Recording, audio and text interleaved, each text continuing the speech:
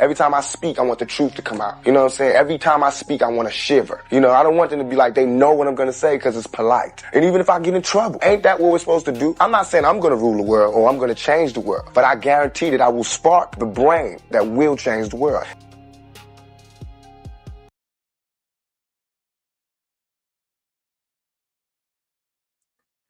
All right, folks. Let me get into a little bit quick intro here. There's a basic concept that I have to bring up to the floor before we get started. There's a lot of discussion in dating advice spaces that revolve around attraction, game, and frame. You hear these concepts repeated all the time, but the way that they're presented always skips an important, crucial step. Attraction gets a lot of attention because attraction is what gets you access. If someone's attracted to you, you're allowed inside the system. You get the conversation, you get the date, you get the opportunity to engage. But attraction alone does not explain how you're treated once you're inside the system. That's where many people get confused. Then there's game. Game is essentially orchestration of emotional engagement, the ability to guide interactions in a way that creates excitement or intrigue. The problem is that with productive people, they often don't have time to constantly manage emotional engagement and strategy. If you're building a career, running a business, managing responsibilities, you can't be somebody's social theater. You can't be a court gesture. And then there's frame. Frame is often described as maintenance of dominance or control of an interaction. But if we think about it clearly, frame is just status maintenance. You can't maintain status that doesn't exist in the first place. Before someone can maintain a position, they have to have that position assigned in the first place. That's where the hard model comes in. Hierarchical, attraction, rank, and direction. Attraction answers one question, which is access. Are you allowed entry into the system? But once you're inside the system, what matters is rank, your position assigned to you within the hierarchy. Rank determines how much respect you receive, how much resistance you encounter, and how much effort is required to move the interactions forward. Direction then determines where the interaction ultimately goes. What I've noticed in many discussions about dating skips straight to attraction and then frame without acknowledgement of the role or the rank at all. But if rank is low, attempts to hold frame often look like insecurity or posturing. A lot of times people will talk about delusional confidence. You just need to have confidence, have all of this confidence. The problem with that is that if you don't have the rank, if you don't have the status, if your status is not accepted, then that just looks like arrogance. It's framed as arrogance rather than confidence.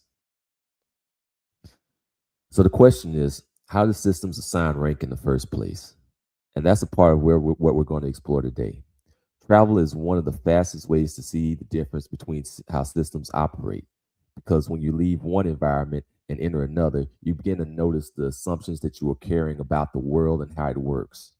And those assumptions influence everything from status signals to cultural expectations of how people behave and interpret behavior.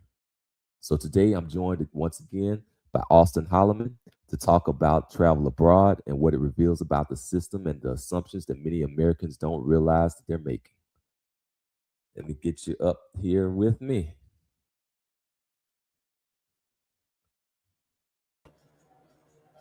Welcome once again.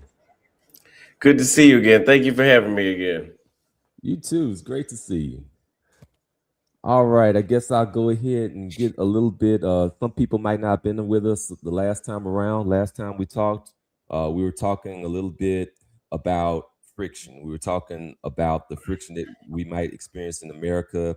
And now we want to kind of transition a little bit to the next level here about the assumptions that we have, because we're born in this system. Like if you're a fish, you don't notice the water. Like you don't notice the water that you're in. Okay. So what's one assumption that Americans have about the world that completely collapses once you start traveling? Well, like I said before in the last interview, for the people that didn't watch, one thing that we think about the United States is that it is the greatest country with everything that you need, and nowhere else is anything above a shithole country, right? And so we think everywhere around the world doesn't have, except outside of Western Europe and maybe China and Australia or Oceania. People think that people don't have access to running water. People kidnap Americans everywhere you go. Somehow the entire world is all focused on organ trading and drug trafficking. Pretty much anything negative that you could think about any other country is what we think about the rest of the world. And then we think that everybody in other countries want to use us for monetary gain, which can be true. But my experience is not always true. It's not, at least not to the extent that people think. I've seen so many clips. What you said there hits the nail on the head. I've seen so many clips, so many media presentations, basically citing exactly that, talking about how bad the rest of the world is and really scaring us away from interactions with other people outside of the States for the most part. What's the thing that surprised you the most? What surprised me the most whenever I started traveling was how genuine people are in other countries and how much more of an abundance you have with your social life. Altogether. Some people may try to deny this, but the average American experience, and this was being written about before the term passport bros was a thing. People had been writing about, I had seen people write in blogs about how social life was collapsing in the United States, and not knowing your neighbor of 5 years was a pretty much normal scenario that we've all been in, where we don't know somebody that lives right next door to us, and we've been there for 5 years, as I said. So the outgoingness and just small acts of kindness with nothing expected in return is what was most shocking. And it's actually what caused me to want to permanently relocate as I have. That's actually true. Like that, I've seen that in my own life. I would run into somebody that literally lives not even across the hall, but like the opposite door from me in the same apartment. I never knew she existed, like directly across from me. And that's common. Like we get into our own individual worlds, and a lot of what we preach here in the United States is rugged individualism. And that rugged individualism has a lot of deleterious consequences that go along with it. I wonder if there's also, have you noticed a lot of diversity when you were traveling, like a lot of ethnic diversity? Like Africa is not a country, it's a continent. So there's all kinds of phenotype. You'll see shorter people, taller people, all kinds of different body types. You'll see different types of cultures that exist over there. And the interactions can be different. So what are some of the things that you noticed in terms of the cultural differences out there while traveling? If we want to talk about cultural differences, I've noticed that the New World, which is pretty much all of the Americas, is more culturally similar to what we have in the United States, but is nowhere near similar when it comes to individualism and all that kind of stuff. They have more of a community there. But in the old world, which is Europe, Asia, and Africa, that is going to be the most of a culture shock. I had my biggest culture shock, I believe I had my biggest culture shock whenever I was in Tanzania. And I was around, and like you said, there's a diversity. Because you kind of asked me two questions. So diversity in Africa alone, most people think that Africans are the skin tone that is darker than mine and nappy hair. When really, you have Somalians that are African that have looser hair curls than me. Some of them are more light skinned than me naturally, even without the Arab mix. Some of them are light skinned, and some of them are even as dark as this water bottle with the same kind of loose curl hair. And if you look at people in Ethiopia, they look very similar, very, very similar to Somalians and Eritreans, but they look nothing like Ugandans, if you ask me, even though that Uganda is closer to them. And then if you go over to Namibia, you have mixed people in Namibia and Mozambique, Angola, South Africa, what they call colored, which is what we call mulatto, basically.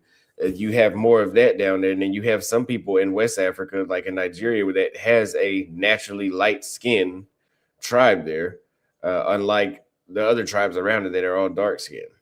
So yes, there is a diversity whenever you travel, and especially if you go to places in South America, I would even say it's more diverse than the United States just because there's more mixing that goes on there. Yeah, like Africa has the most genetic diversity on any other continent. On top of that, I remember seeing something about a particular tribe. They look Asian, like their facial features look actually Nama Asian. tribe. What was that? The Nama tribe in Namibia. Yeah, that might have been it. Like, people would assume that, oh, okay, well, maybe some Asians came over here. No, it's vice versa. Like that tribe is actually older. Yes. Yes. I mean, the only Asians that were known to had come to Africa came from Oceania, and then they went to Madagascar. But I mean, we could even say that some of them came from India during the time of the Silk Road and went to places like Somalia, but that's a whole nother, that's different. Definitely. Have you noticed something different in some of the hospitality norms, like tip culture? Like, does tip culture exist the same over there? No. It's a handful of places I've been to in the world where the tip and the guilt trip of tipping somebody is a normal thing. They kind of expect it in, actually, I don't even think I can really think of too many places off the top of my head. Usually the tips are 10% in most places I've been to around the world. That's why if you walk by restaurants, they're harassing you about coming to eat there, not because they, believe in the food so much, because they get a 10%. So if they can get 100 shillings tip in Kenya and they get 10 people, they make $7, which is nothing to us. But I mean, that's okay. That's kind of okay to them. It's not really that good of a life, but it's okay. So tipping is not really a thing. I mean, maybe if you go to Western Europe, it's more. When I was in Portugal, in Turkey, they have a scamming tip culture. When I was in Istanbul, I remember they had a 50% tip on a restaurant. I'd never eat there again. Like over here, I think it like starts at somewhere around like 18%. Like that's just like starting. And then from there, it's like, oh, do you want tip 21%? Do you want tip 25%? It's some crazy amount, a crazy percentage that people pretty much expect, and they expect it with like terrible service sometimes. Like they'll go and they'll treat you like they're doing you a favor by actually giving you your food and servicing you while you're paying money for it. It's like they're like you're their customer instead of vice versa sometimes. Particularly Yeah, I mean, in the higher end places. Like the more you're paying, the more they're treating you like you're like you're the one that's doing the service.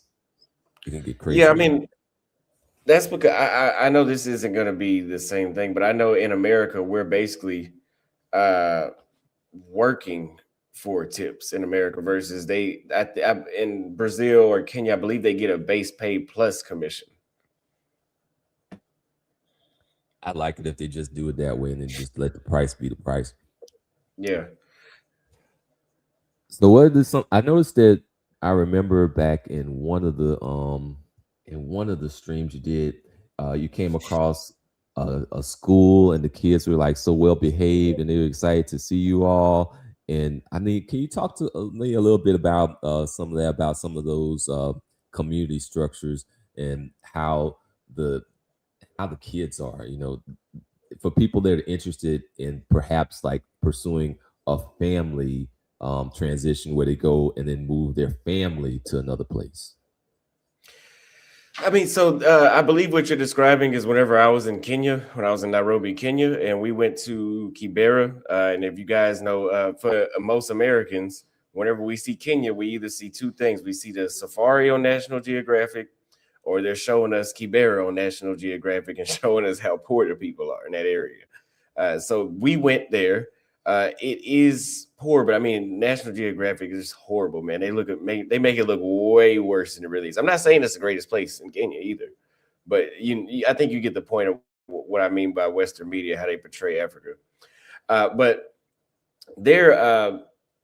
again, there's less of an individualistic culture there. The kids are a lot more respectable. They are safe, from my understanding, from what I've seen, walking home from school. In the United States, it is pretty much an idiotic move to allow your 5 or 6 year old kid to walk home from the school bus. So that is still, even when I lived in Kitisuru, which is in a fancier part of town, there was still kids walking home from school. The most that those kids had to worry about is getting hit by a car, and that's pretty much a global danger with kids walking home from school. But can you go further in depth about what exactly you're asking with that question? Oh yeah, so I was kind of getting into the difference of the community for people that are interested in moving their families along with them, because the big thing, it is like a big thing for people about how their kids are going to grow up and how their kids are going to come into contact with different things that exist within the structure that they're in. Like over here, you can have like kind of a pretty much, you could be a fairly conservative parent, and then you send them off into school, and then they're going to get exposed to something that's the complete entire opposite. They're trying to do that in African countries and a lot of other countries around the world, but luckily, places like Kenya, they're having a pushback with that. Like, I don't think you're going to have a drag queen talking to kindergartners in Kenya. I truly hate that stuff. I really hate that stuff a lot. I've never understood. What is a drag queen going to talk to a 6-year-old about? Well, I mean, on top of that, it's the whole concept of gender flatness, like putting things in a sense, just basically indoctrinating people into believing that you're both the same, that you both have the same utility, the same wants, the same desires, and it's just not real. It's not true. It's anathema to reality. Like, men and women are different things that want different things. We both have value. Both of us have value, but we are not the same. But it gets pushed at, it gets pushed all the same. You can always test it. I mean, have one of those liberal women that are so gender fluid walk around with a man and then have another man come slap her and see if she's going to do something, or is she going to expect you to do something about it? Now the fluidity is gone. Yeah. That's what happens when reality hits. Like, reality, that's a pun almost. Not pun intended. But yeah, that reality makes a lot of that stuff go away. Correct. But let me get to another one that I had. So this is kind of like dealing with the Iran conflict. I remember that we had a brother on. If you don't mind, it's like a little short clip. It's like from one of your interviews. Can we play that? Yeah, it's fine. All right. Let me see if I can find the one. This is the one. So yeah, one thing I could tell you though that surprised me, and this is not the most positive thing, but in terms of like evacuations. Can you pause this? Where I'm at. Oh yeah, let me pause it. So yeah, I can't play that specific clip. I'll tell you in the back chat why. Can we just summarize what he was saying? Yeah, absolutely. Let me remove it. Yeah.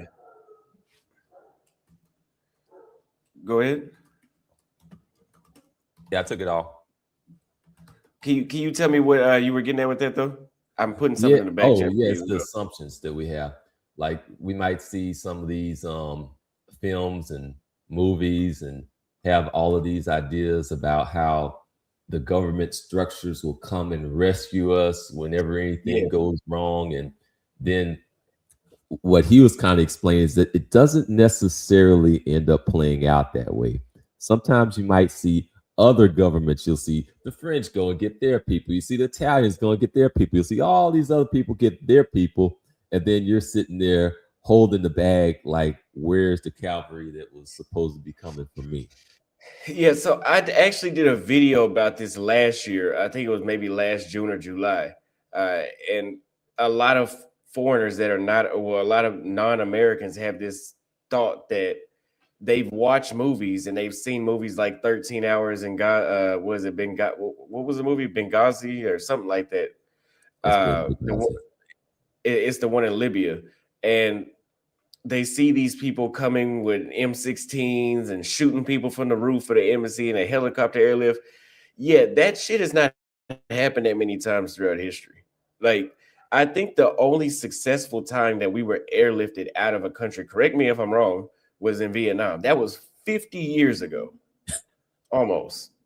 Since then, there have been numerous accounts where Americans have been in Sudan, Yemen, Kuwait, and war is broken out, or maybe their country started getting bombed, and the embassy leaves without even notifying anybody. And then again, so if you're caught in a war zone, they don't even, as much as they tax, like right now, I'm not living in the United States. I still have to pay taxes in the United States and file for taxes. So you get taxed on income that you make worldwide. They make trillions. I think it's somewhere around $16 trillion in taxes annually. And they don't even buy you a flight. They don't buy you a flight. They give you a loan and you have to pay them back. That's crazy when you think about, like, you pay your tax dollars and you still have to pay for your own flight to escape. And meanwhile, what he was saying in the interview, countries like Ethiopia, I believe Texas has a better economy than the entire country of Ethiopia. They got their citizens out for free. Mm. And Ethiopia could afford it, but U.S. can't. Yeah, I was telling my girl this the night before last, where she was saying, like, being a U.S. citizen, you're protected everywhere. We can verify that. There's plenty of times that we've been kidnapped and they didn't do shit about it. I think it's the celebrities that give the false impression, like people will look at like Brittany Griner or something like that, and then everybody will project the treatment that the celebrities get onto everybody American. And she only got that treatment because she was black and gay during the Biden administration. I guarantee you, if she was not gay, we wouldn't even know who she was. But that's part of the left's agenda, is we're talking about drag queens coming to the school. And so it was strategic. Not that Biden is like a fan of transgenders and all that. Because you remember when they tried to go to the White House naked, he didn't like that. Mm-hmm. But it was strategic, which is what I've been telling people about this war in Iran, but that's another topic. I think that the social designers, they kind of play around with the dials a little bit, and then when they go and they move something, they're not really the most sensitive. They don't know how to move the dials quite right, so they end up swinging stuff too far, and then they end up having to overcorrect, and then they have to swing it back again. I think that that's a little bit of what we're seeing with the whole gender flatness thing. And then when people see like their kids in dresses and they're like, nope, not gonna do it, and then the pendulum shifts the other way. Yes, exactly. I think they went a little too far for sure. All right, so let's connect things a little bit back to my HARD model. Do you think that status or rank signals change when somebody leaves the United States? Do I think that status changes when somebody leaves the United States? Yep. 100%. Just going back to what I said a minute ago, the fact that she thought that I was protected anywhere in the world, wherever I go, shows you her perceived status of Americans. Like, that she didn't say this, but in her mind, like, you can't fuck with us, or the whole village is going to turn against you. You did something to an American. That's not how it really is. So we have a perceived status of being untouchable. They think we're all millionaires. They think that if they, for example, when I was in Rwanda one time, I pay with my Cash App card because it's a prepaid card. So I'm a step ahead of people that want to overcharge when they use a card machine. And this dude was like, your card was declined. And I was like, there's no way. I put the amount of money, which was the equivalent of like 50 US. I don't know how many Rwandan francs it was, but he put somewhere from, I think it was maybe 20,000 of their francs. He put 20,000 francs, US dollars instead of francs, and said it was a mistake, which is a hell of a mistake. I mean, that's a hell of a mistake. And so, man, I didn't even get down to like the whole like US or expat tax type thing that people try to run. Like when you come in there walking through the door, then suddenly you get one price, but then a local comes through and they get another price, that type of thing. Yeah, and so that goes back to the status where they think that, yes, I mean, globally, we are at the top of the socioeconomic, we're at the top of that, yeah, but there's levels to that. Everybody that's walking in is not, or everybody that's from the United States is not Elon Musk. You got some people that's janitors in the United States, and you got some people that's Elon Musk. But they think that we're all like that. And they think that I've heard a lot of foreigners say, "Oh, I don't want to earn in Kenyan shillings. I want to earn in dollars." Hey, there's levels to dollars. I mean, I can pay you $500 a month. You're gonna have the same lifestyle you have living in Kenya. You ain't shit gonna change. So I mean, they think that dollars means $1 million, basically. Yeah. So that, and then there's another.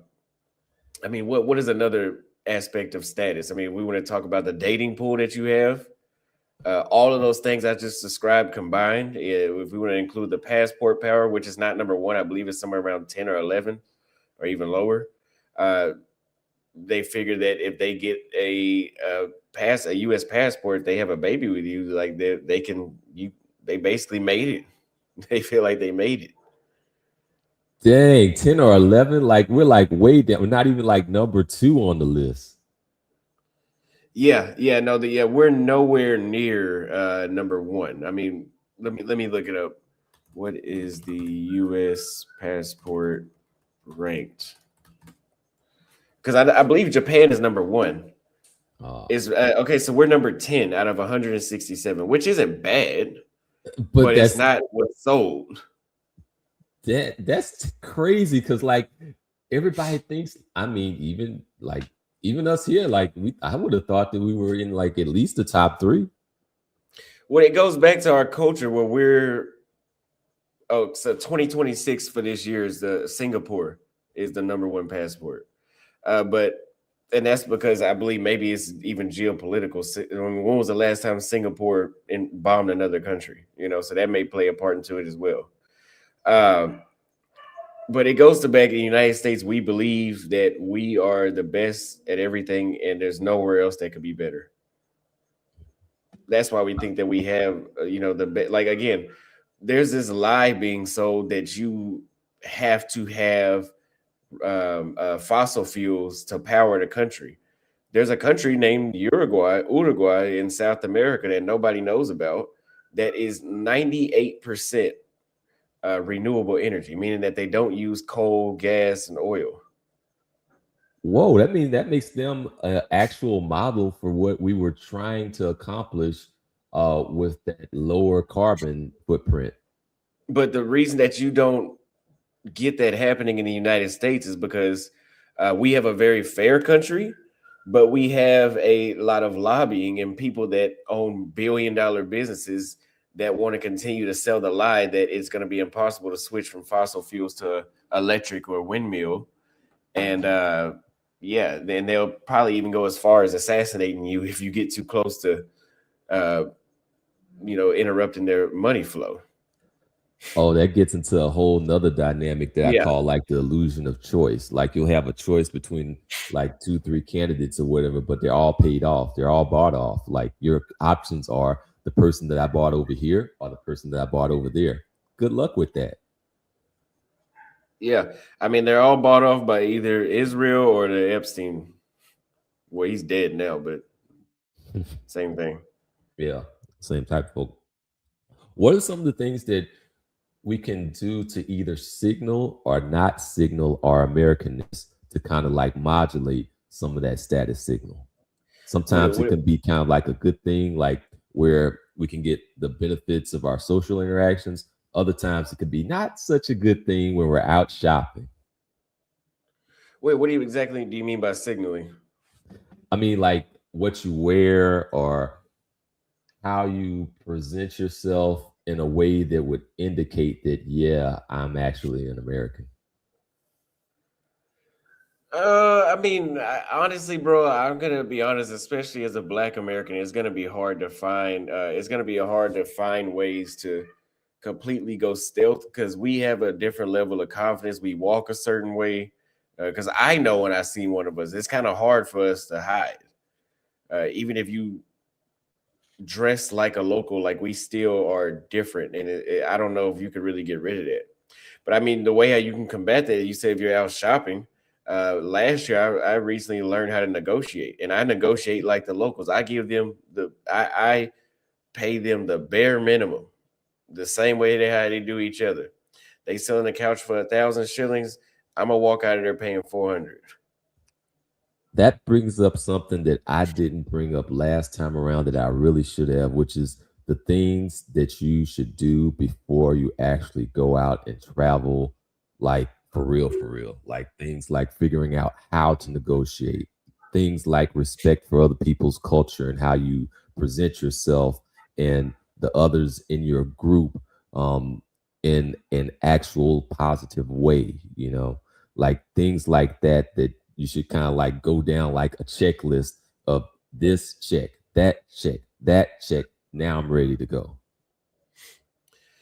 Yeah, I mean, one thing about us, I would like to make an analogy between us and Nigerians. Like you always know a Nigerian whenever you see one, not strictly because of how they look, but because of how they behave. They are very fucking entitled, like very entitled.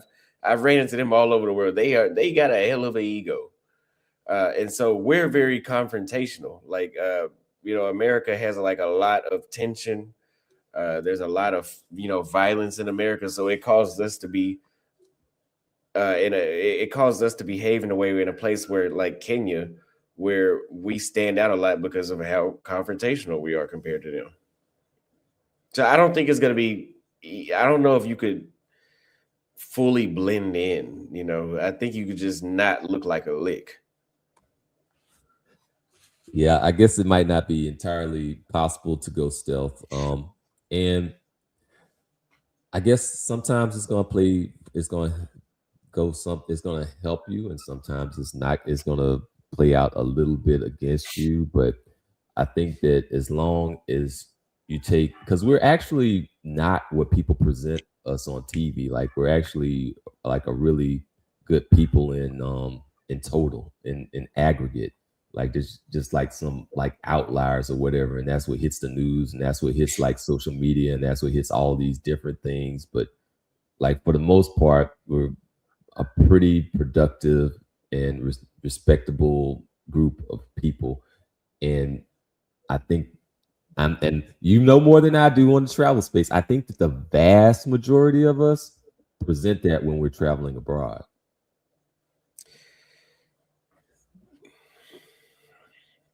I would agree. Correct. Yes, the majority of us are not acting like what you see on TikTok. I would agree.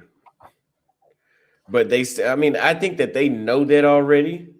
But some of them don't. Like I remember I was in Namibia at the Spars restaurant. It's one of my favorite restaurants in Southern Africa.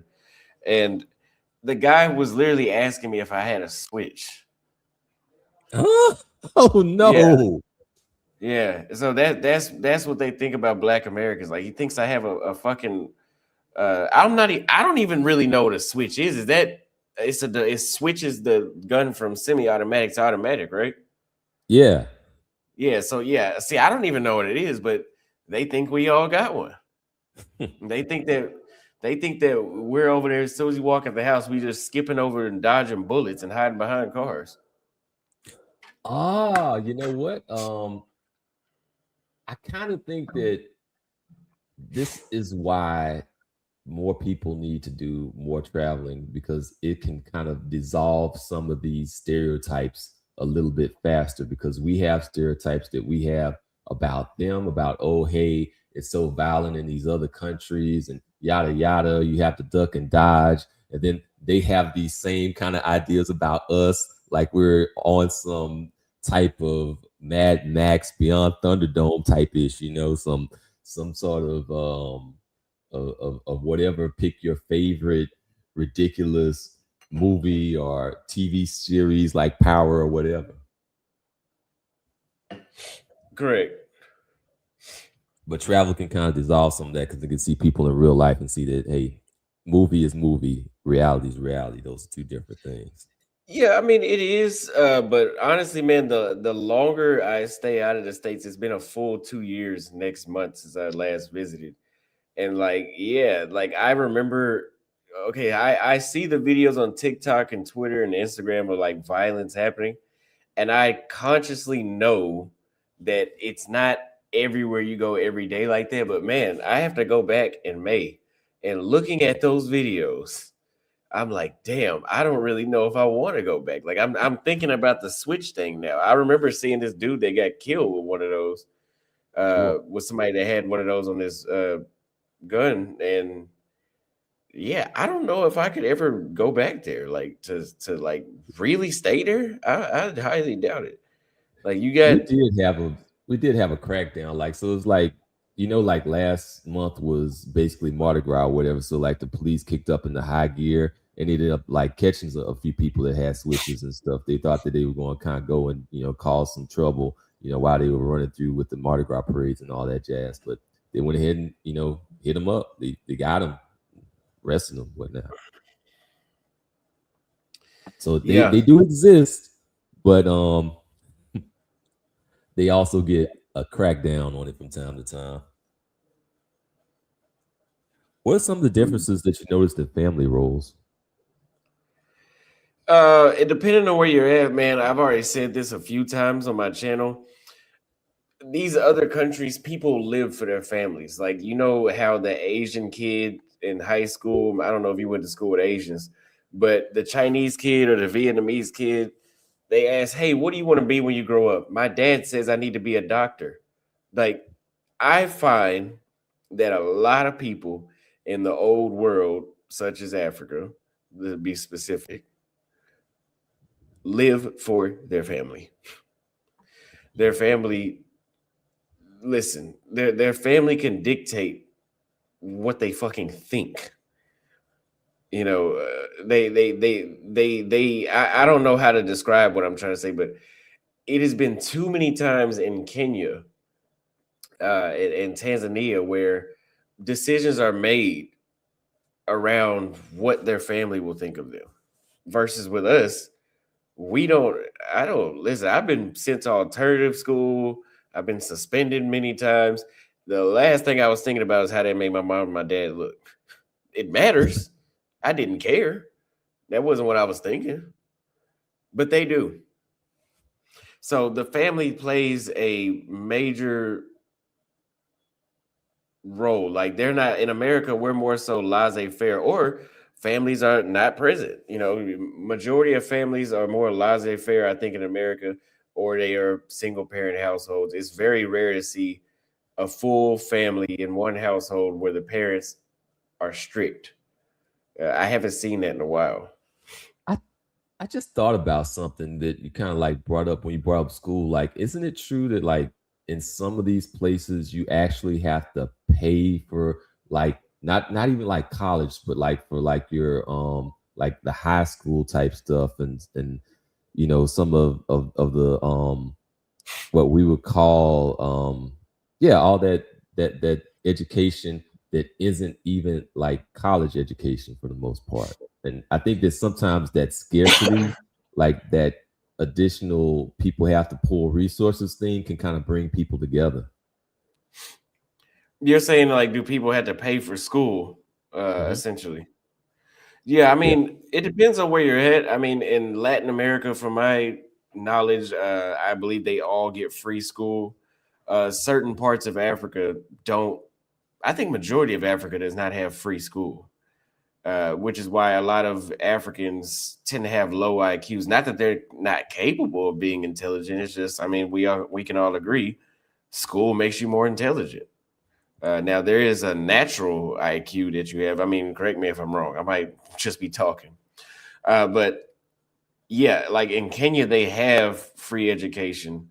In Tanzania, they don't. You know, I've ran into people that were trying to sell stuff in the market, didn't even know how to add up my total. Talk about being taken advantage of. They are vulnerable to that. We obviously know in the DRC, they don't have access to free school because the kids are busy working in mines.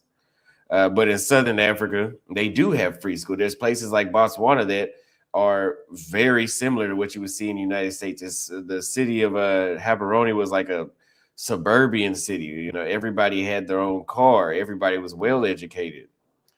So it depends on where you're at when it comes to Africa. I'm not too sure about Asia, but yeah. So you definitely have to do your research when you're deciding on where to go, it seems. I think that that IQ thing, it irks my nerves a lot of times, like because I hear some of everybody talk about IQ. I think even like Jay Rillo said something about it. And I was like, what the hell does he know about IQ? Like, I actually had my IQ tested like multiple times growing up, like at different points in life. Where like, oh, okay, this is my score, and that's my score. And then like by the time I was like a full grown adult, it was like 141, you know. And so when I looked into it some more, I mean, not talking about like back then, but like recently, I ended up kind of realizing that, oh, okay, like 40% of that is about environmental. You know, a good 40% of it is based on environment, and it makes a whole lot of sense, because if you're going to live in a place that has a whole lot of lead paint, if you're going to live next to an industrial site with all these heavy metals, if you're going to have all kinds of toxins that are nearby that you're breathing in, if you're not exposed to taking tests over and over again, that's going to affect it. So there's like all of these other things that go into IQ. Yeah, that's a good point to be made. Yeah, environment plays a part as well. Yeah. So what is, because I can never stop harping in on this, what are some of the cost assumptions that people have about travel? Yeah, and again, this is something I've been complaining about with people that have been inquiring for consultations with me. There are large amounts of people that don't have $300 to spend, $400 to spend, $500 to spare, yet they want to relocate to Kenya. So if you don't have $500 to spend, you are walking into a damn trap. Oh, the average Kenyan is living for $200 and $300. Go right ahead. If you think that, go try it. Go try to live in Nairobi with $500 a month budget, and you're gonna be taking one of them loans out from the embassy to go back to the United States, because it's not gonna work. So people think, especially when it comes to Africa, they think that they can go live in Africa for $1,000 a month. You can live. You ain't gonna be doing shit. I was just telling my girl about this, about how literally I've been here for 3 weeks in Colombo, Sri Lanka. I just went on my QuickBooks to see how much I've spent, because I pay with card on my taxi. How much have I spent on the rides that I use 2 to 4 times daily? In 3 weeks, I've only spent $146 at this time, because I just checked it. Wow. In Namibia, it's at least $50 per week with the same habits and routines that I have. So in a few days, I'll be leaving here, but that means probably in about a month, I might spend around $170 or $180 on taxis here, versus in a place like Namibia or Kenya, that number will be somewhere closer to $200 to $300 with my habits. But again, it's the same habits, different costs. If you want to come to Sri Lanka with $1,000 a month, you won't be doing that much, but you'll have a better life than living in Africa, because again, Africa seems cheap. It seems cheap until you actually start living there, and you see how much more expensive things are on the basic stuff. Well, I imagine that there would be some things that, like maybe certain electronics and stuff like that, that maybe don't get over there for various reasons, maybe some sort of trade issues and things of that nature. So that makes a lot of sense there. I guess in a way, people need to bring the right mindset. For most people, it'll probably just be bringing the mindset that they already have in their productivity and their general basic plain old common sense with them, and not believing that everything's Disneyland. I think people do the same thing when they come to the US. They think that the US is some sort of a Disneyland when it's not. So it's something that could work on both sides.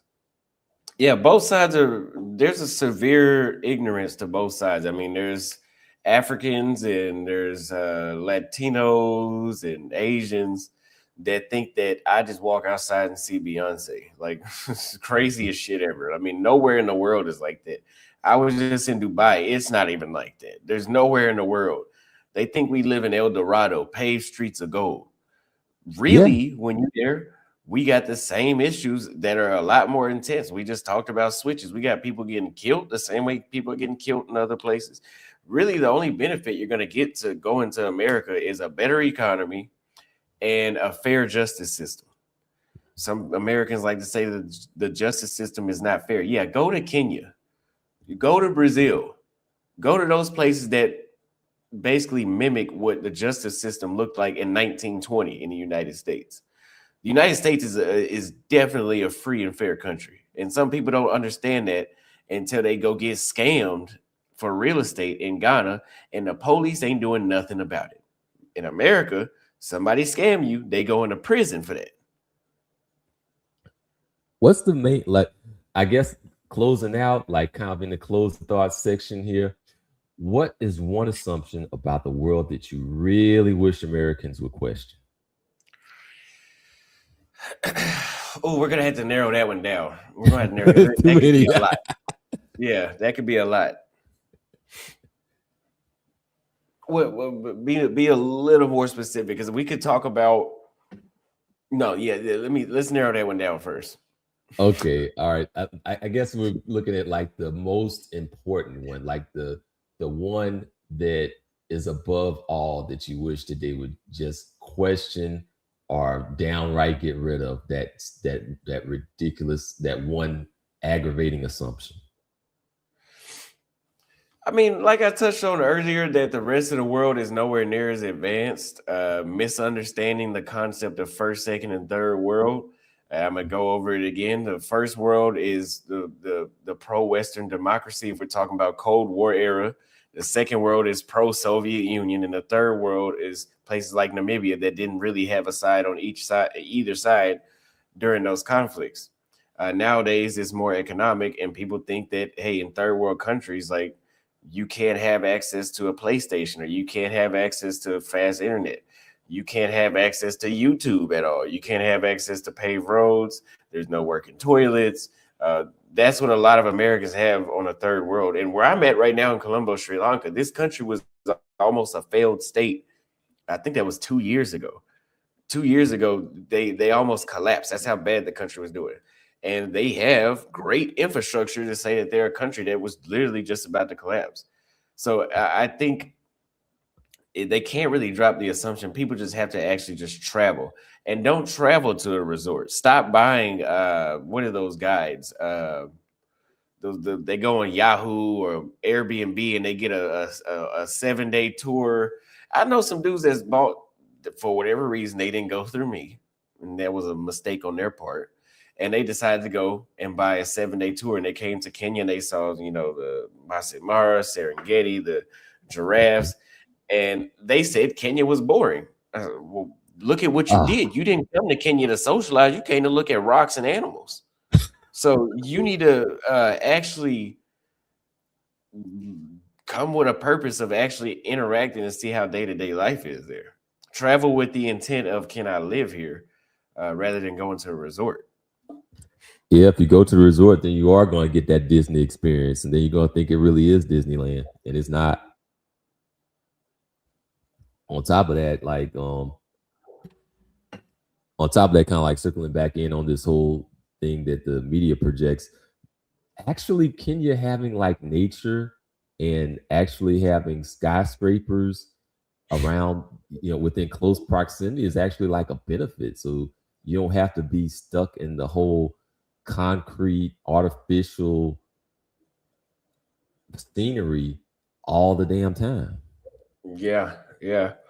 I mean, yeah, it's the national park is basically within the city of Nairobi. So yeah, Nairobi is still the best place in the world to me. Like I've been to 32 countries now, and it's been hard to beat. It's really the best place. But staying there long term, man. Again, when you start living in places, you look at them differently. I still love it, but if it's not my habits being my bad habits being amplified when I'm there, it's some of the issues that come with living in Africa that you start to notice. But all you have to do is take a break. Oh, yeah. Let me see. I think there might be a few people that might want to come up if you have time. Yeah, that's fine. All right, let me see if I put that in post. Give them a few minutes. Particularly like Tone Runner. I know he's in here somewhere. I want to see what he had for breakfast. Hear all about those coconut pancakes. I see this guy, NJ Confidential. He's a guy trying to debate me on Twitter about supporting the Ayatollah. I don't know. That's a whole nother debate.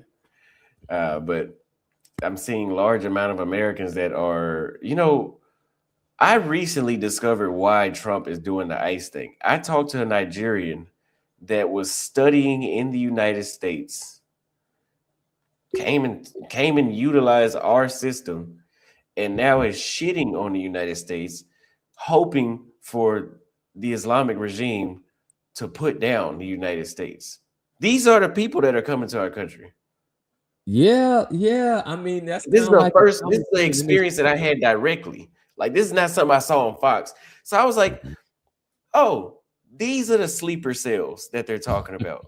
These are the people that has been in the country, don't like it, and will be blowing shit up, shooting people on 6th Street.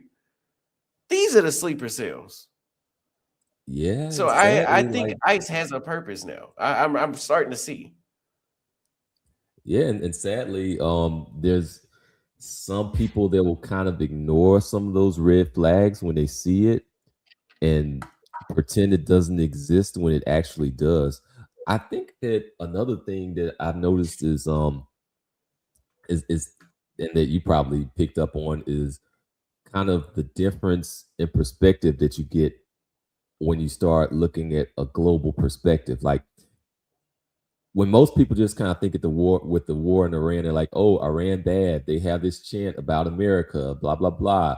But they don't kind of go and like connect the dots like, oh, wait a minute. So we hit Venezuela, and that was, essentially a lot of that was about resources and oil. And then if you hit Iran, a lot of that is, okay, you have the Suez Canal, and then you also have oil and energy exports and other things as well.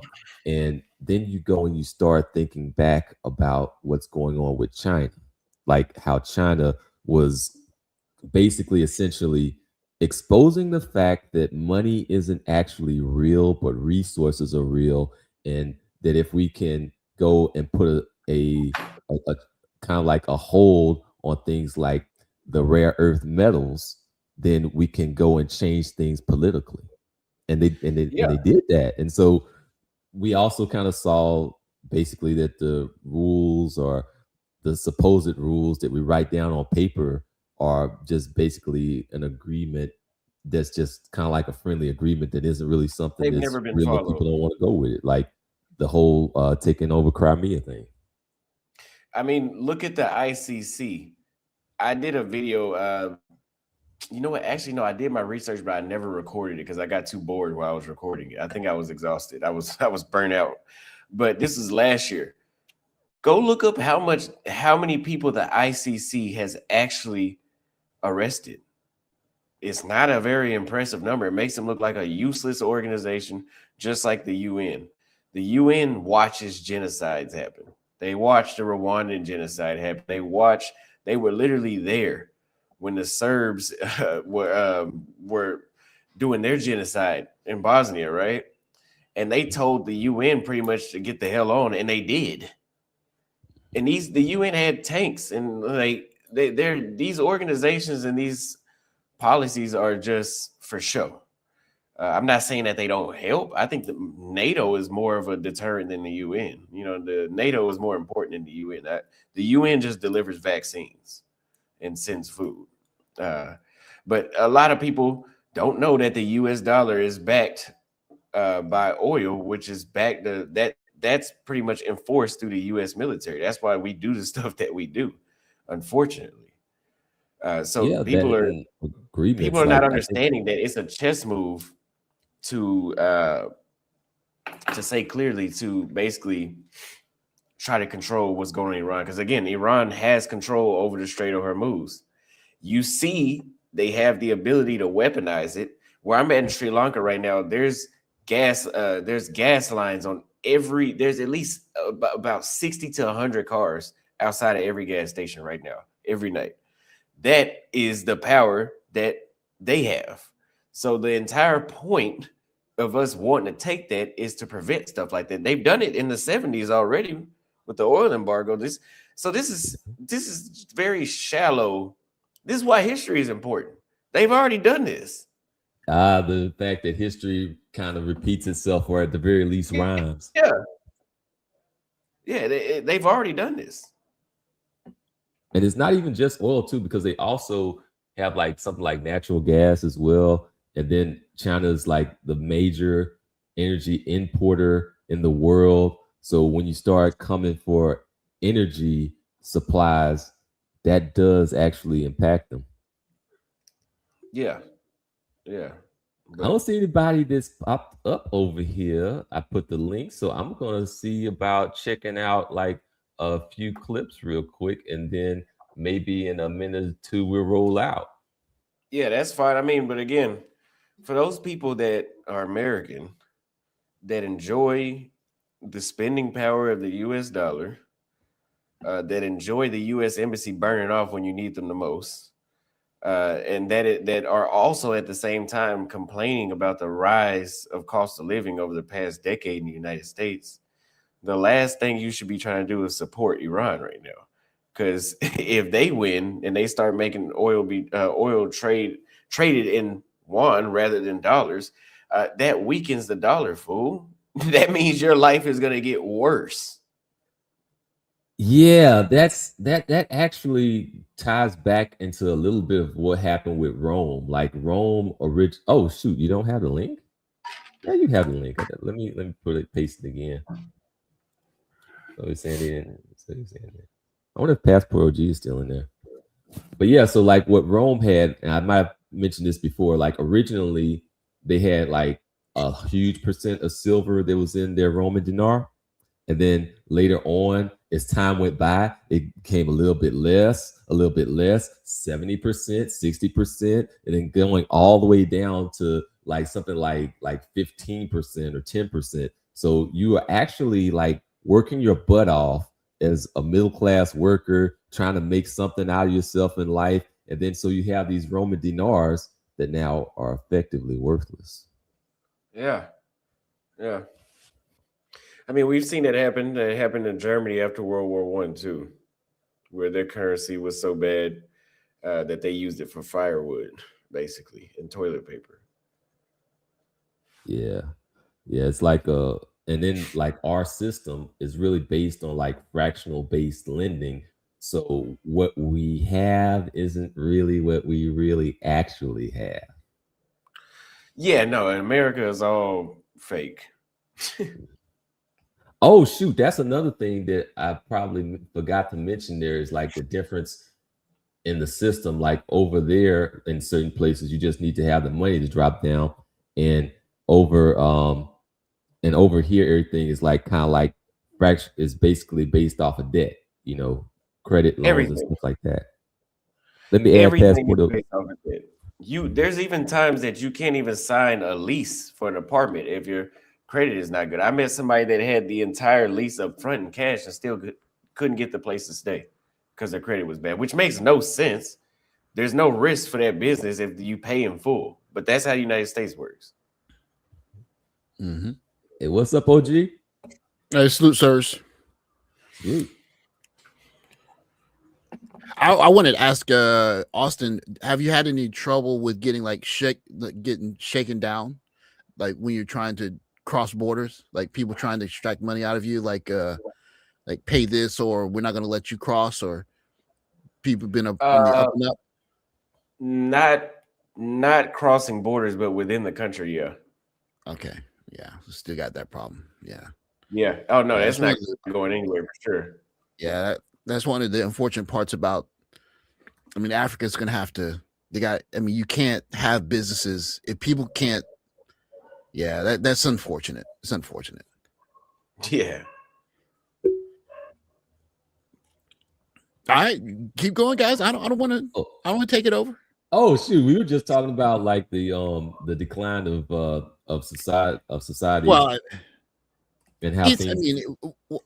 I'm sure, Austin, you can see it. Like, what's really happening is that that unipolar moment of America basically let the boomers live an exaggerated luxury life at the expense of the rest of the world. So what's kind of happening now is like the global South is kind of getting a little bit more wealth, and in one way it's great for a large number of people in the world, and in one way it's not very good for Americans. So there's that balance. So I mean, Americans are used to having 2-car garages and 2-story houses, and you got people that are first getting the first cell phones and maybe even getting a car.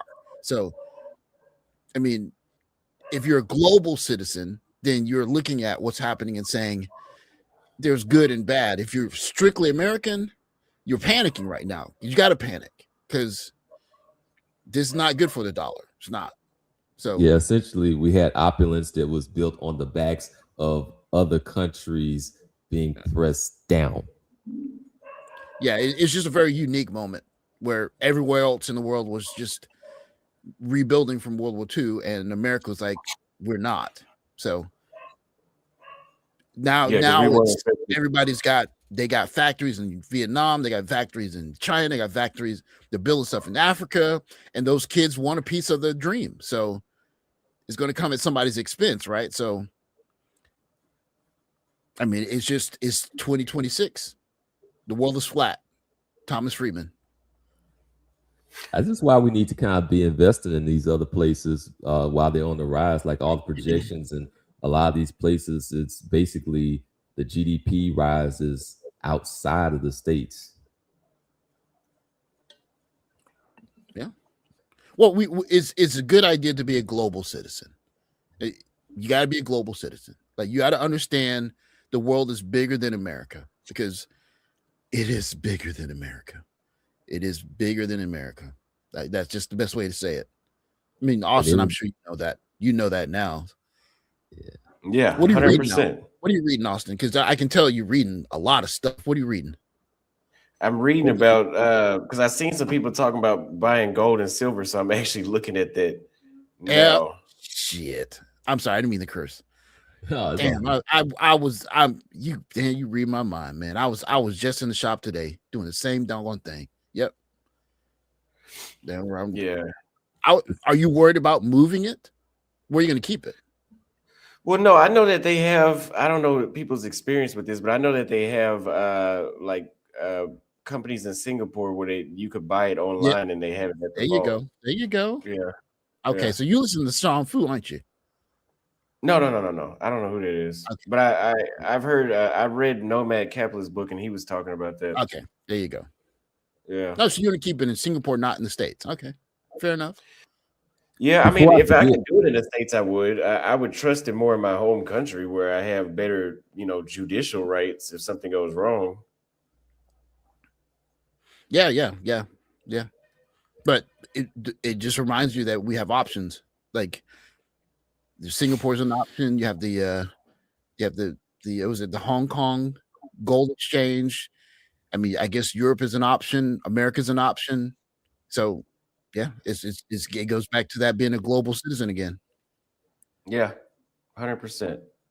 By the way, everybody has their own view of like how to get out of here. By the way, like I think you, like Austin, I think one of the main things that you've mentioned is the getting into like global trade, like the system of basically just kind of like transporting different things and importing, the import-export business.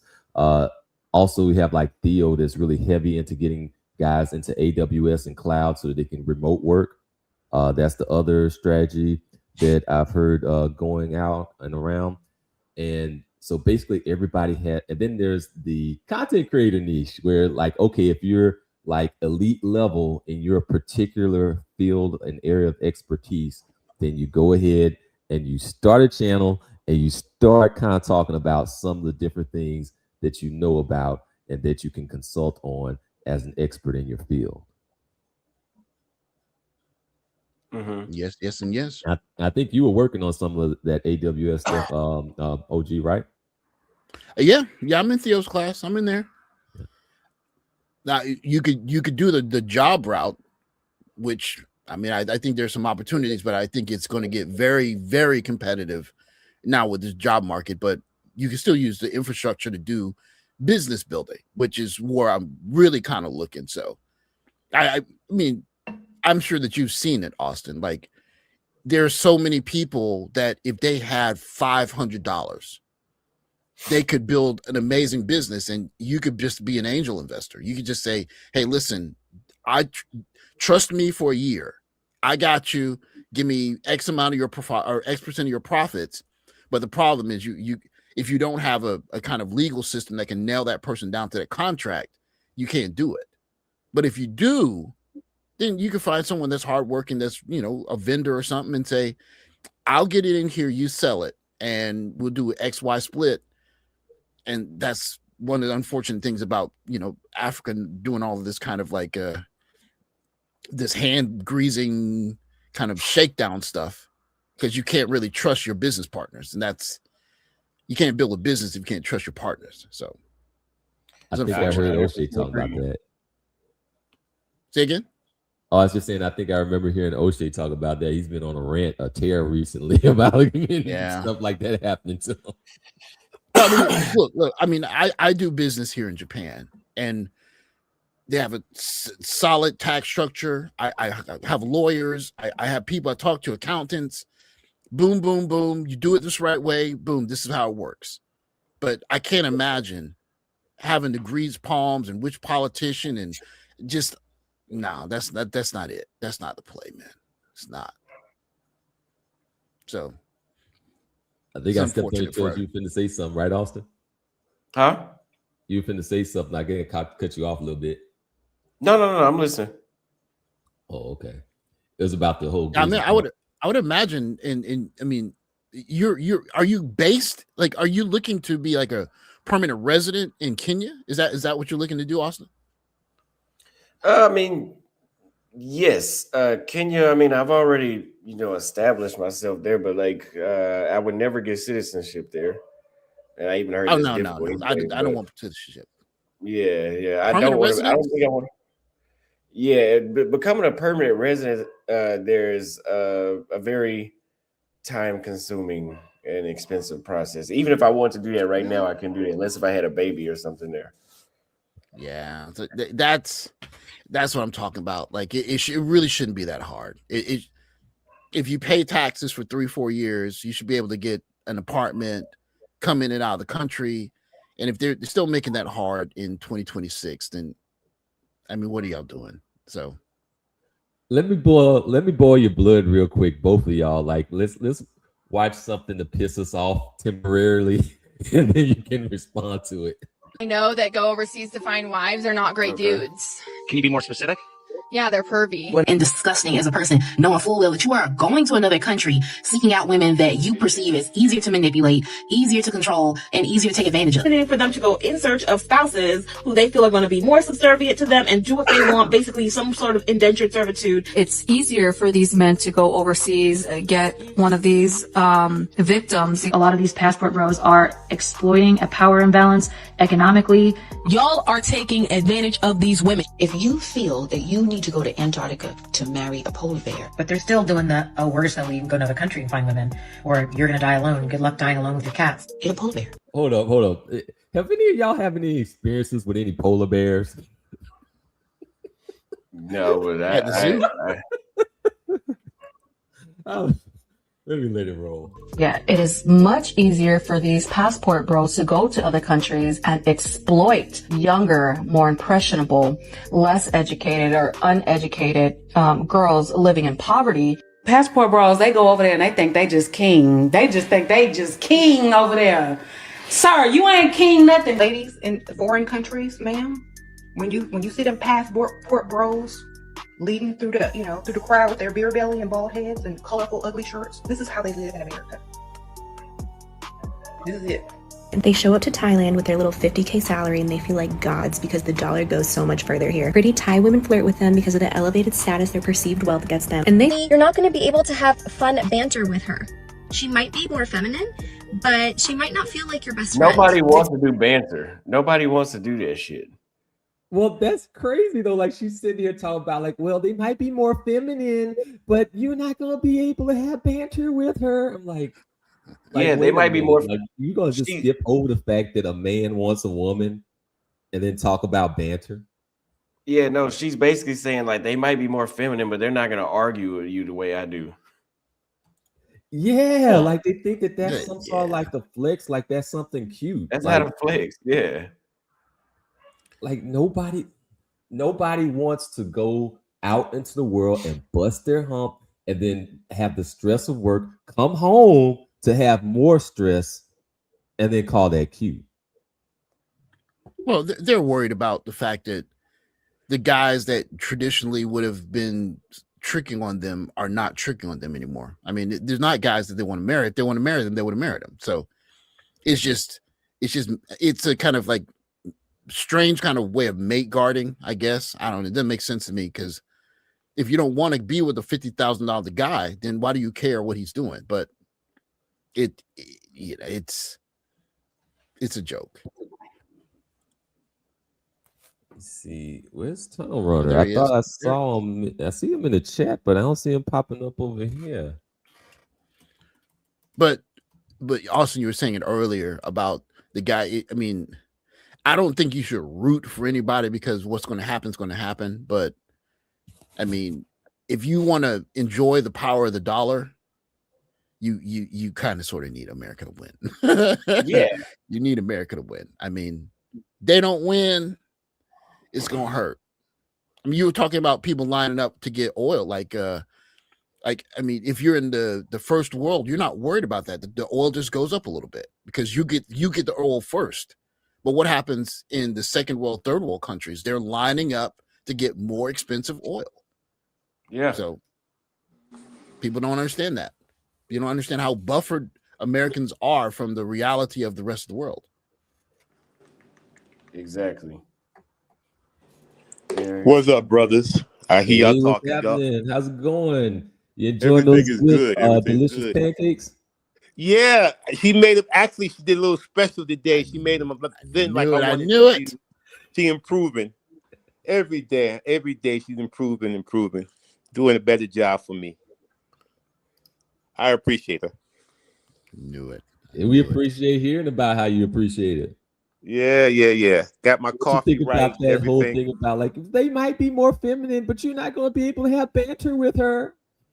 Oh, all you got to do is learn the language. I mean, if you can talk, you can talk. Just learn the language. That's what I think a lot of guys need to understand, especially you're going to Asia or you going to Latin America. You got to learn the language. It's going to make things a lot easier. It's going to open up a lot more women for you. If you're trying to go over to these places and just speak English, it's kind of difficult. The numbers.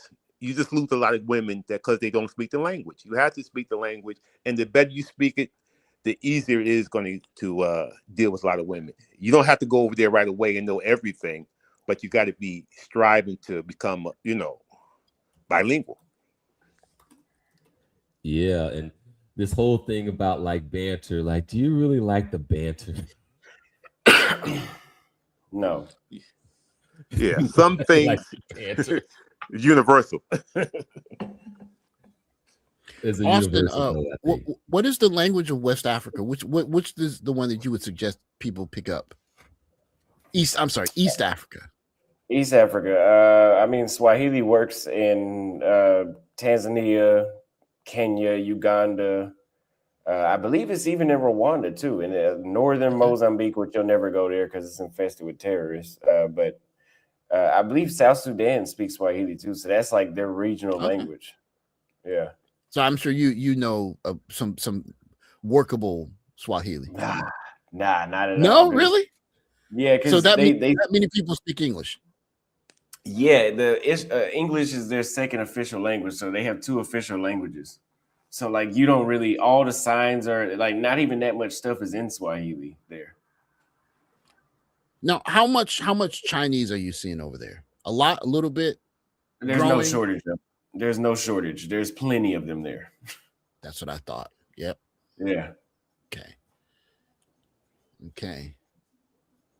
So you can take some of your Chinese that you know, and they kind of put it over there. We'll lead you. Not yet. Yeah. Okay. All right. Yeah. Let me go. Oh, is Usual trying to come up? Nah, he ain't coming up. I don't think.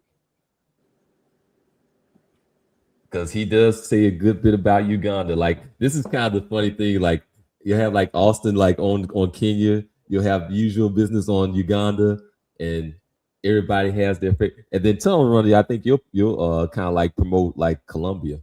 Yeah, Colombia. What's that coastal city in Kenya? I hear Dr. Mombasa. Marifa talks about Mombasa. Which you like? Are you more preferential to Mombasa or to Nairobi? Nairobi, 100%. The infrastructure is better in Nairobi. There's more stuff to do in Nairobi. The weather, I like hot weather, but there's consistent cool weather in Nairobi. You have more of it's more Muslims on Mombasa. Like it's pretty much, I mean, that it doesn't affect you, but I mean, it just depends on what you want to be around, like, because things are just different. So it's a slower paced city there. There's nothing to do in Mombasa. Like, people that go to Kenya will tell you that Mombasa is great. None of them live there. Okay. So your 30s is Mombasa, maybe. Okay. I mean, even dudes that's in their 60s that come to Nairobi, they don't even choose Mombasa. Really? That's a 2-day trip at max, and you can go back home. Okay. All right. I got you. Yeah. Yeah, I mean, for me, Cartagena is a good place to stop, but to me, Medellin is more for, having a family and raising, and then just more stuff. Well, city life, because I'm not it's like, to me, Cartagena is like Miami, and Medellin is more like California. You could, so it's just different. Medellin is like constantly like spring like weather, right? Yeah, it's the city of eternal spring. That's what Nairobi is. Yeah. So it's kind of formed like California, it's in the valley. It's in the valley, so you don't have any bugs and stuff like that, and you get that constant spring weather. Well, I'm sure that I'm sure you met a lot of Americans in Kenya or just in your travels. What is it that you've come across that has irritated you the most, Austin? Narrow that one down a little more. Well, okay, so in terms of like, are they too boisterous, or like they want to change the whole world to make it like America, or they're complaining all the time? Like, what are some tendencies you notice? You're like, dude, if you wanted that, you should just stay in America. Yeah, I've ran into that a few times, but I've noticed that most Americans that I bumped into, especially in Africa, aren't really trying to change. And if we do complain, it's valid things to complain about. Like them showing up to deliver a wash, them lying to you, telling you they down the street, and they show up 4 hours later with the wash machine. That's what happened. But yeah, he's African timing, bro. There you go, Usual. There you are. One of these days we're gonna have like a battle of the locations, like Colombia versus Kenya versus Uganda, and versus OG, you over there in Japan? I am. Versus Japan. I just came back from Japan like last month, man. It was great. Yeah, Japan is I mean, it's not really comparable because Japan has first world infrastructure, so it's quite different. It's a good place though. I like the convenience of everything that's in the country, but me, I don't know. I'm just a country guy, so I just love Uganda though, man. It's just something about the countryness of everything that I just like about the country, bro. Fun place. If you can get over the begging and and like the small little, the lights going off and lights going on kind of issue. But as long as you got a generator, I think Uganda is probably one of the best countries to go to.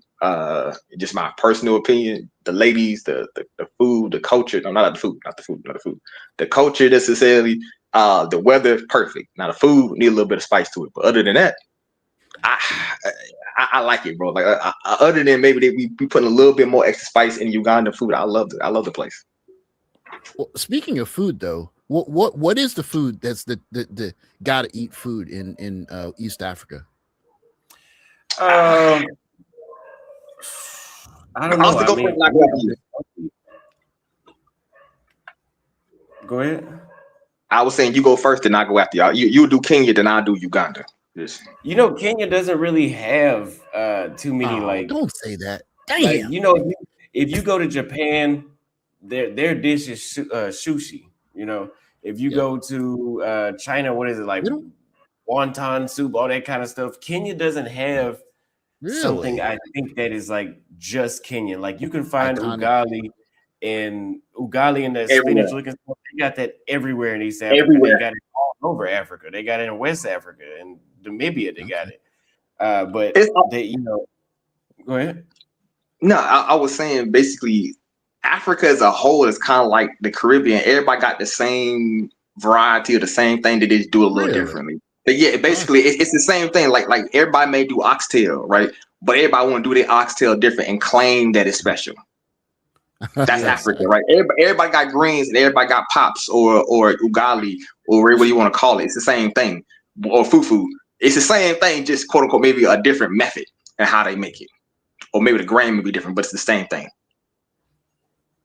Is African food as good or better than, say, I don't know, Creole, like Southern cooking, or not? It's not there yet. Ooh. Okay, this is my opinion. Don't fight me because I don't want my Ugandan chick to see this and be fighting me. But I tell her all the time, I think Southern Creole food is probably one of the best foods on the planet. Yes. But I think Ugandan food is the best food on the planet because by far it's the most healthier and it's the cleanest food. Like if you ever touch Ugandan pineapple or Ugandan food, you can tell like this food is fresh. Like this bird probably died 2 hours before you ate it. Mm-hmm. That's how you can feel the freshness in everything. Like the minerals in it, just like everything is good. But like for when it comes to Uganda, I would say the best food that they have is Lawombo. That's like their signature dish. What is for that? Rice? No, chicken Lawombo is like it's a stew dish made with what is it? I don't know what kind of cooking leaves, but it's basically like a chicken dish wrapped in leaves and let's say certain kind of like potatoes and herbs that they cook usually under the ground. It's by tradition, that's how it's supposed to be made, but they do it on a pot now, like how everybody else do it. But it's supposed to be one of those specialty dishes that you come around like when Thanksgiving or something like that, or somebody important come. That's usually when they do chicken Lawombo or beef Lawombo, usually. I was seeing somebody in the chat was talking about shrimp and grits, and it's like we have so many places over here in New Orleans that do shrimp and grits.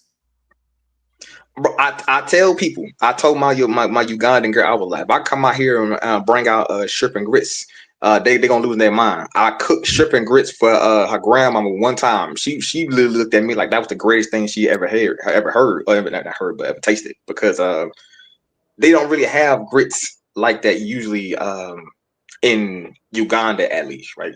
Maybe in Kenya, maybe they may have it. I don't know. I'm about to have Auston a little bit more about that one. Oh yeah, don't they have like those hard grits out there? Like they don't do like the creamy stuff. Ugali, that's what it's called. Ugali out there, bro. And that ugali is. I hate that ugali, bro. Personally, yeah, I don't eat it. Say it I again. don't eat it that much. I don't eat ugali that much either. I don't dislike it, but I never asked for it. Yeah, it's just, bro. It's one of them things that you get. It's acquired taste kind of thing, bro. It's only quote unquote ugali I think is good. It's the fufu they have in West Africa. So if it's not West African fufu, I basically just dismiss it.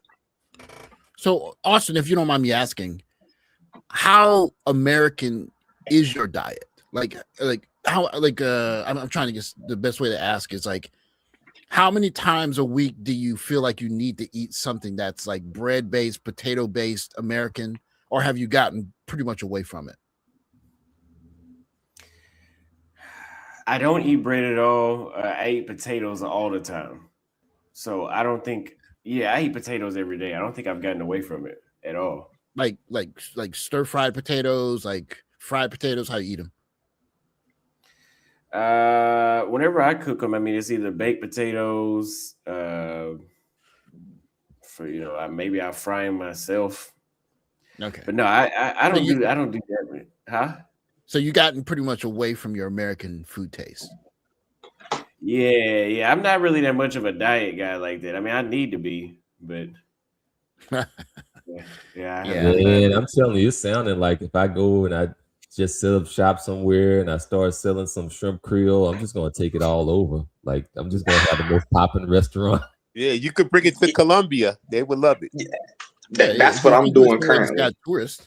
If it's got a lot of tourists, you could definitely do it because there's always demand for like Southern cooking, Creole cooking, fried chicken-ish, like burgers. If you're a place with a lot of foreigners, you can do it, but you have to be in a semi-first world country to do that. So I would say if you actually in Colombia doing good business with Jamaican food. Oh yeah. That's why I tell Black Americans we need to be doing with the same thing Jamaicans do. We need a Southern restaurant in almost every country, in every parish, every county, every state around the planet, just like the way Jamaicans do. Like I even saw a Jamaican restaurant in Namibia, in the middle of the Namibian desert, bro. Really? There's a Jamaican restaurant. I'm like, we ain't doing enough, bro. I'm sorry, right, we ain't working hard enough, man. I got my Jamaican stepmother helping my wife learn some meals and stuff like that. So she's trying to help her to get that Jamaican taste in some of our food. Well, Bro, one of the things about if you get your hands on chicken, if you can make chicken a certain way that's not too expensive, you can sell that to anybody. Yeah. Now, if you start talking about chicken beef and pork, it depends, but chicken is universal. Just need the but seasoning, just jerk chicken everywhere. Oh, that chicken jerk. Yeah, it's everywhere. I mean, they got it in Thailand for I think I just saw a video. I think it was a guy.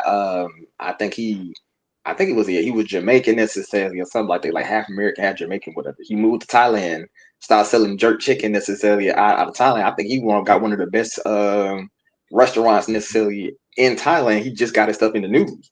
So that basically, that's telling you you can bring your cultural expertise to these places and thrive. You just have to be able to know how to package it correctly. And I think the average person doesn't know how to properly package these things and give it to the people properly in a manner that people can accept.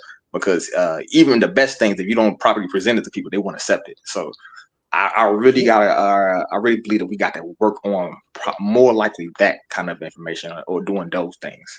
Just my opinion. What kind of chain restaurants you guys seeing where you are? Are there any in Africa?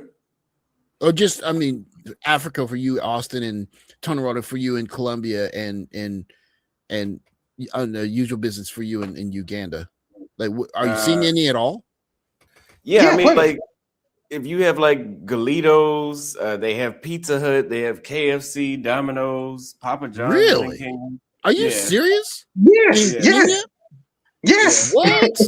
Yes. Damn. Oh man. KFC chicken is every place, man. Like, I'm not gonna lie to you. KFC chicken is like the granddaddy of chicken out here, especially in Uganda. Like when I would literally be talking to a girl and she was like, "Oh, you want to go buy KFC?" And she make KFC as if this like some grand, meal. Yeah. To me, it's just like, this is KFC. But to her, she love it. And hey, I mean, I don't care. Hey, you with 15,000 shillings to me, bro, I can lose it. 15,000 shillings? Really? Yeah, 15,000 shillings ain't nothing though, bro. 15,000 shillings is like a couple dollars, bro. I'm about to do my math. Shillings, that's like over $100. No. If I said 15,000 shillings, but you gotta remember that the math is different, you know. And from I think it was the Kenya to Uganda though. So yeah. But, hey, bro, I like I said, I love it. The only thing that I say that they probably don't get right is the pizza. Like I don't know what it is. I disagree with that. Can't do pizza. Gotta have pizza. I disagree with that. All. Hey, Kenya has Papa John's. Wow. Yeah, Papa John's is great in Kenya, if you ask me. Hey man, I need to open up some Popeyes. Like seriously, like they got Popeyes is underrepresented. You serious? They in Sri Lanka, they got it, yeah. Oh, well, yeah. They got it Sri Lanka, they got it Korea, maybe China, but not Japan yet. Not Japan. So what we're learning here is that everybody in here on the panel, we're all hungry. You're all probably gonna grab like lunch right after this. Hey, but somebody just made some food for me. We grew up with a certain taste. That's all. I mean, like it's a very. I mean, cheese, meat is a very first world taste. Most people don't eat cheese and meat in the same meal, so that's really that's the thing for sure. So, you know what? I started figuring out having honey in your dishes is actually some expensive stuff. I didn't know that until I actually left the United States, and I was like, "Oh man, I need some honey," and it was like, "Well, that's gonna cost you." And I was like, "Really?" I didn't know. Like certain places in the world, getting honey is expensive work. That's actually really expensive. Well, you're eating real honey. America, you got to go to Whole Foods to get real honey. So, yeah, cheese is not as common though. I mean, like in East Africa and Kenya, cheese is very expensive because nobody's buying it. I don't think there's any nobody eats it. Yeah. Are they're intolerant, right? Are they a little like intolerant to cheese like that? Nah, that's the cheese capital of the planet, bro. Like they live. Those are cattle herding people, bro, in East Africa. Oh yeah. That's literally a culture. But I mean, cheese is a preservation process for milk. So if people are just drinking straight milk or using it for other reasons, it's different. But I mean, cheese is a bit of a luxury. We just forget that as Americans. Yeah, that's right. Because we're talking about like East Africa, not West Africa. Yeah, right? Boy, that West Africa is this whole little monster, bro. The more I learn, the more I had to say I open my eyes. I was like, the difference between East and West Africa is Also, what is your impression of West Africa? What is it livable? Your impression of West Africa, is it livable yet? Not yet. I mean, you could live there. I strongly disliked it. I disliked it. It's too expensive for what you get. It's way like you get more bang for your buck in Namibia or East Africa or Botswana, South Africa compared to West Africa, especially Ghana. Man, I remember they had like $2 million apartments. Man, there would be goats outside. Yeah, a $2 million apartment and the blue sewage water is running on the street next to you. Like, oh man, come on, West Africa. No. Hey, Austin, have you seen the video of the goat? Have y'all seen the goats? Like, like you'll buy your decent apartment, but they got goats eating your garden and stuff. I hope y'all seen that. Man, yeah, that's like so in Kenya, if you have $700-800 a month, maybe $100,000 apartment. Like there's no animals outside. Like there's just people, and like it's a nicer neighborhood. $2 million apartment in Ghana. Like it's severely overpriced. It's a scam. You said $2 million or 2 million shillings? $2 million US dollar apartments. Oh, are you serious? Yeah, that's crazy. That is crazy, man. As well. Yeah, I think Ghana just capitalized on the coming back to whatever that return home. Oh, that's right. Return. Come home. Return. Yeah. Yeah.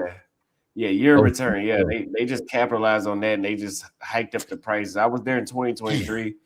The receipts so still had a unfortunate. COVID tax on them. Speaking of And return, like in East Africa is just zooming past the rest of Africa. Huh? I said, speaking of return, weren't you talking about coming back out to the States for a little bit? Yeah. I'll be there for maybe 3 or 4 weeks in May. You going to go through the Houston we gotta spring get break, you Austin? like properly prepped up. Let's get you aggravated some more. Let's So I learned that all passport bros are just predators. I don't man, like the man has gray hairs, they bad built, they're old, and then they have this young Filipino woman. Like it's giving predator. There's an Asian woman begging for child support from her black man. So yeah, they got to go overseas, and those type of black men got to go overseas. But not all black men are like that. And find a new source, like the narcissist on a plane or a boat are. I'm not. So check this, like that whole thing of like, okay, I thought that whole narcissist thing was like dead. I thought that was done. I thought that was over with. But like anything that a chick doesn't like ends up becoming narcissist. If you have self-respect, apparently you are a narcissist in the American society. If you have any decent respect for yourself, you are a narcissist in the eyes of these individuals. So it is what it is, as they say. Well, they don't realize how amenable Western men actually are. I mean, if they think there's a problem, go live in the Middle East, go live in Southeast Asia. Like there's so many places where it's so much more difficult for women, and they're happier and they're living different lives, and they don't want to go to America because they can go to America. So like, why are you the ones complaining the most? It doesn't make sense. I remember you had like a clip, OG, like where like this lady was like trying to like fight this dude on a plane. Like it was like I guess because of whatever she thought that he was going to fly to or whatever. But like she wanted to square up with dude on the plane, on the flight. Yeah, that's when you know that you can get him in trouble. And that's not most countries on the planet. Yeah. Most countries on the planet, it's like, hey, listen, we got other stuff to do. We don't have trouble. We don't have time to stroke your feelings. Yeah. It's too much Marvel. I blame Marvel for this. Somebody but it's unsustainable. That's the bigger problem. It's unsustainable. I mean, if the women aren't having children and they're not marrying down and starting families, then where are your next taxpayers coming from? It's an existential crisis for first world countries. And so how do you solve it? Just trying to figure that out now. Well, you end up like, one of the things they try to do with solving is like, okay, let's just like open it up and just bring like other people in and whatnot. But then you have like a lot of different consequences for that as well. And the thing about marketing and the thing about like societies is like our other gender, like they have a lot of a push right now to the whole me, my, I type of thing. So it's all really heavily on what can I get right now, and it's not looking a whole lot at what's gonna be around the corner in the future. Oh, it's a solipsism. I want what I want right now. How's that going to work out? Yeah, and when it's time to pay the price, here, let's just hand this bill off to somebody else. Listen, man, we are in a for guys that have passports and guys that are able to move around a little bit, this is a very unique moment in history. It really is. Like, it's just, I never thought I'd see anything like this. This is super unique. I mean, the idea that you're going to have a G-Wagon and you're going to drive it to Publix to buy a gallon of milk. Hey, listen, you don't understand how big of a luxury that's been for Americans. Like, that's a huge luxury. OG, how I look at this is the most beautiful time to be actually technically alive, because you living in a great time of the Pirate King. Like literally, you're living in a great time of the Pirate King. It's the great change up, right?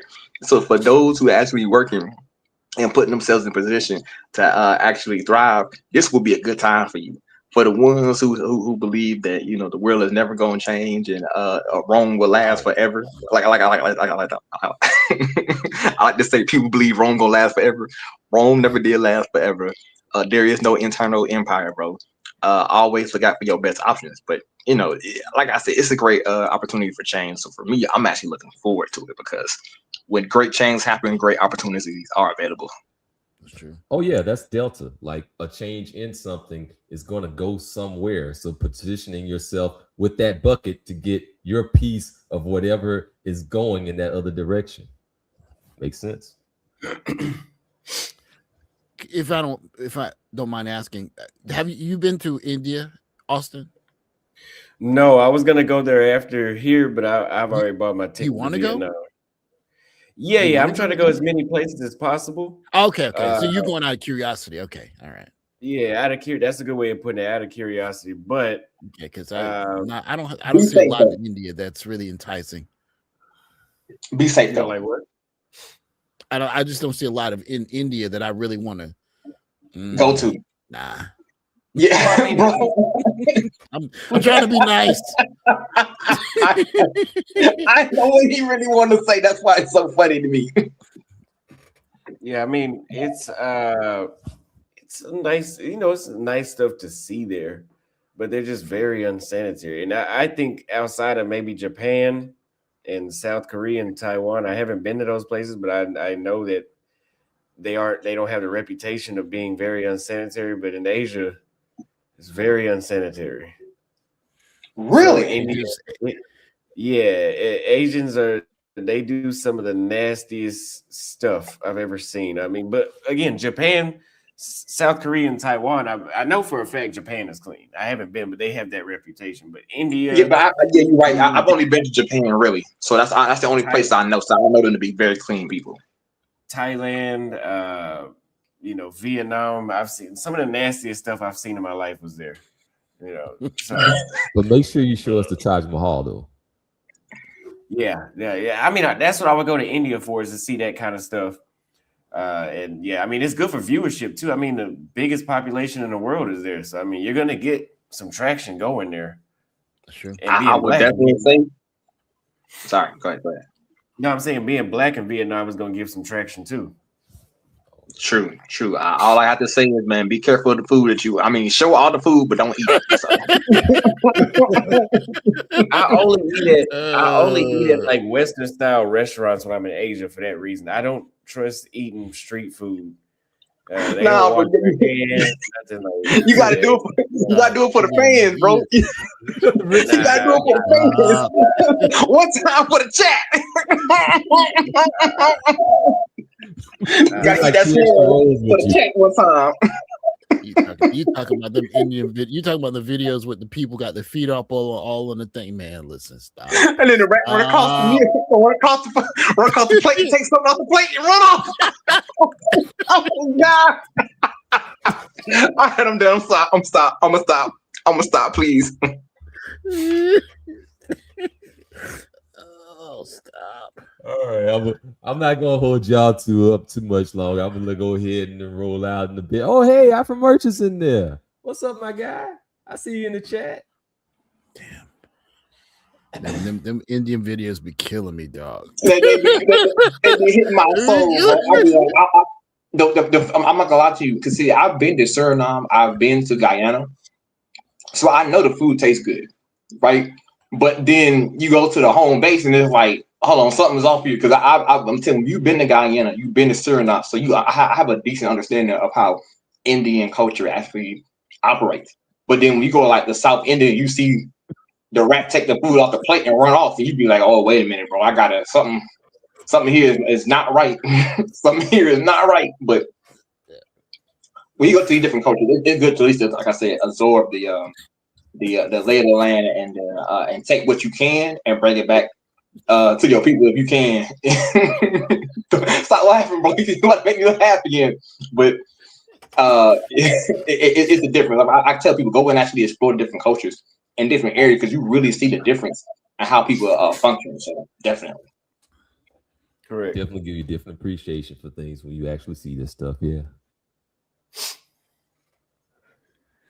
But by all means, before we end up rolling out, everybody shout yourselves out. Auston, let them know how they can get into some of the import export biz stuff and rolling on. Yeah, so I'm Auston Holleman again. Thank you for having me. If you guys are looking for my online products such as webinars where we've done import export, doing agricultural businesses in Africa, investing in gold and silver, something that we spoke about earlier, that's all at austonholleman.shop. And if you have any questions, you can email me, auston@expatfreedomsystem.com. All right. Wow, you do agriculture? I didn't know that. I may need to hit you up then. Yeah. Well, I mean, essentially what I'll do is when I go to these places, or specific like Kenya, I'll find people that have been in the business for decades, and we'll do webinars, live webinars for those people. Okay. I appreciate that, because it took me a long time to get set up out here in Uganda, just finding a proper person, a proper location. Then I started selling chickens, and that's a whole different battle in itself. So trust me, I understand. It's hard work out here. It's very hard work. That's what's up. Yeah, man. Yeah, but I appreciate it again. I like this. I like to see the blossoming of all. You got a lot of negative, or you were lightning rod early on, and then people forget and they move on. But you persevered. I like to see that. I like to see that from a young brother. Yeah, man. Thank you. Make them hate you some more. Yeah, make them hate you. If you ain't got no haters, you ain't doing nothing. So I like to see it. Like to see it, man. Thank you. All right, man. I appreciate you having me on, man. Yeah. I'm Passport OG. You can check me out, and let you guys get on to the rest of your day. So y'all have a good one. You as well. Appreciate it. Definitely come and talking to all of y'all guys.